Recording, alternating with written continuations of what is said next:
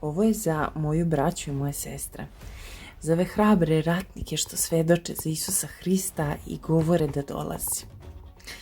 14. glava Jovanovog otkrovenja. Slušaj od 6. stiha. I videh drugog anđela kako leti posred neba imajući večno evanđelje. Anđeo drži, šta je evanđelje? Radosna vest da je Isus došao i platio na krstu moj tvoj greh, da možemo biti u očevoj kući ako prihvatimo tu žrtvu. Znači, leti anđeo posred neba sa večnim evanđeljem. Da ga objavi stanovnicima zemlje i svakoj narodnosti i svakom plemenu, jeziku i narodu. Putem TikToka. Ti i ja smo u ovoj priči.